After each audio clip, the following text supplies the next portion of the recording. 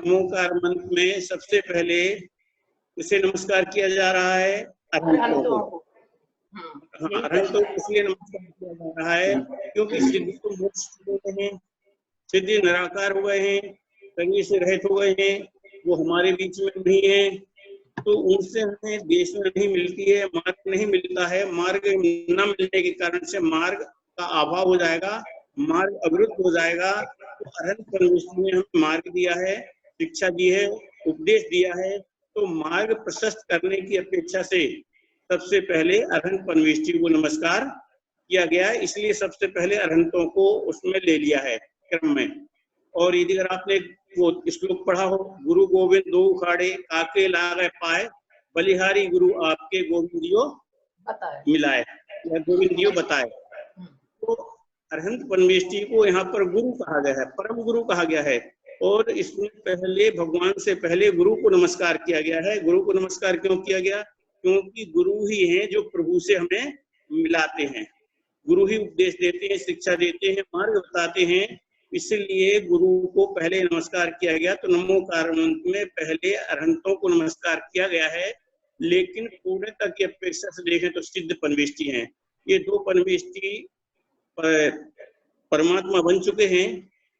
तीन परमेष्टि जो हैं आचार्य, उपाध्याय, साधु, अभी एक परमात्मा नहीं बने हैं, परमात्मा बनने के मार्ग पर संलग्न हैं। तो फिर क्रम से आचार्य, उपाध्याय, साधु। अब इन पांचों की संक्षिप्त में परिभाषा बता देता हूँ।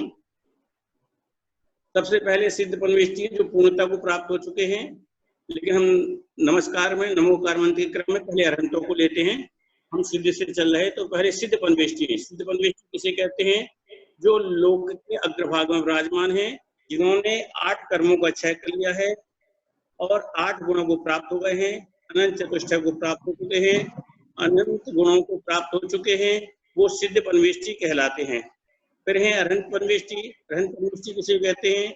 जो सर्वज्ञ हैं, वीतरागी हैं, हितोपदेशी हैं, 18 दोषों से रहित हैं, उन्हें अरहंत परमेष्टि कहते हैं। जो केवल ज्ञान के द्वारा लोक की समस्त वस्तुओं को देखते जानते हैं और लोक के कल्याण का उपदेश देते हैं, वो अरहंत परमेष्टि कहलाते हैं। फिर इसके बाद है जो अभी संसार में वर्तमान में प्रत्यक्ष हो सकते हैं, वो 3 हैं। 2 परमेष्टि इस समय वर्तमान में हमारे सामने साक्षात मौजूद नहीं है, अरहंत और सिद्ध।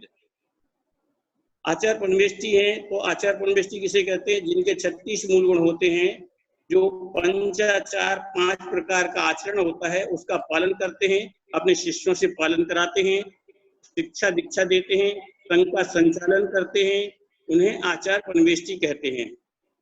इसके बाद है उपाध्याय परमेष्टि। उपाध्याय परमेष्टि के 25 मूल गुण होते हैं, जो स्वयं अध्ययन करते हैं, संघ के समस्त साधुओं को अध्ययन कराते हैं और वर्तमान में उठने वाले जो भी प्रश्न उत्तर हैं, जो भी जिज्ञासाएं हैं, उनका समाधान कराने में जो निष्णात होते हैं, वो उपाध्याय परमेष्टि कहलाते हैं।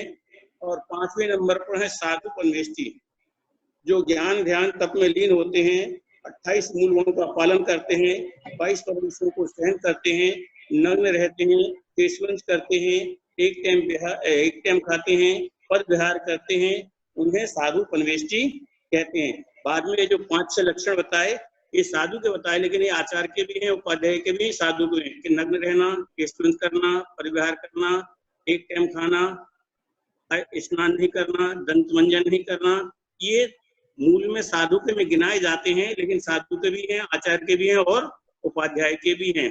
तो ये 5 परमेष्टि होते हैं। अब देखा जाए तो पूर्णता की अपेक्षा से सिद्ध परमेष्टि हैं और प्रारंभ की अपेक्षा से साधु परमेष्टि।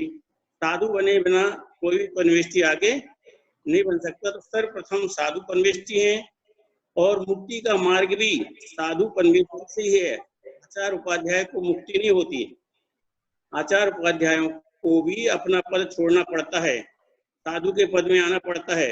मुक्ति तो क्या, जब समाधि होती है, समाधि के समय भी आचार उपाध्याय को अपने पद को, जो अहंकार के पद हैं या संघ के संचालन के पद हैं, विकल्प के पद हैं, उनको छोड़ करके साधना में निमग्न होना पड़ता है, साधु बनना पड़ता है, तब समाधि होती है। यदि अगर आचार पद नहीं छोड़ते और समाधि हो गई तो कहते हैं कि समाधि उनकी सही नहीं हुई, क्योंकि उन्होंने पद का त्याग नहीं किया। तो मुक्ति का मार्ग साधु पनवेष्टि से ही है। साधु पनवेष्टि बन के अरहंत बनते हैं और फिर सिद्ध बनते हैं। आचार उपाध्याय की इसमें कोई जरूरत नहीं है, लेकिन पद हैं, निर्वाह के हैं, संचालन के हैं, इसलिए आचार उपाध्याय हैं। लेकिन मुक्ति के पद में आचार उपाध्याय का कोई रोल नहीं है, उनको भी साधु पद में ही आना पड़ता है। साधु अवस्था से केवल ज्ञान होगा और केवल ज्ञान होने के बाद मोक्ष की प्राप्ति होगी। ऐसे ये पंच परमेष्टि के 5 पद होते हैं। तो साधु परमेष्टि मूल पद है। और आपने यदि देखा हो, ध्यान दिया हो, तो चत्तारी मंगल पढ़ते हैं, उसमें 4 मंगल हैं, तो उसमें आचार उपाध्याय को नहीं लिया। 4 मंगल हैं, 4 मंगल में भी आचार उपाध्याय को नहीं लिया। 4 शरण हैं, 4 शरण में भी आचार उपाध्याय को नहीं लिया, उसमें साधु को लिया है।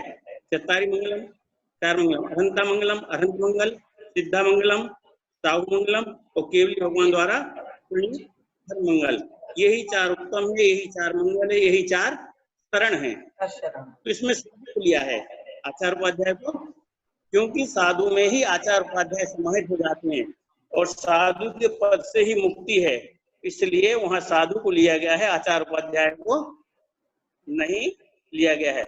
लेकिन आचार उपाध्याय का अपना रोल है और आचार उपाध्याय को साधु में ही समाहित किया गया है, क्योंकि वो भी साधु ही हैं। एक विशेषण लगा है, एक पद लगा है संख्या निर्वाह की अपेक्षा से, या उपाध्याय को लगा है संघ के पठन पाठन की अपेक्षा से, इसलिए आचार उपाध्याय के पद हैं। लेकिन मुक्ति का पद साधु का पद है। सर्वप्रथम पंचपरमेष्टि में प्रारंभ की अपेक्षा से साधु हैं, तो पूर्णता की अपेक्षा से सर्वप्रथम सिद्ध हैं। प्रारंभ की अपेक्षा से साधु और पूर्णता की अपेक्षा से सिद्ध। तो इस प्रकार से पंचपरमेष्टि की संक्षिप्त परिभाषा मैंने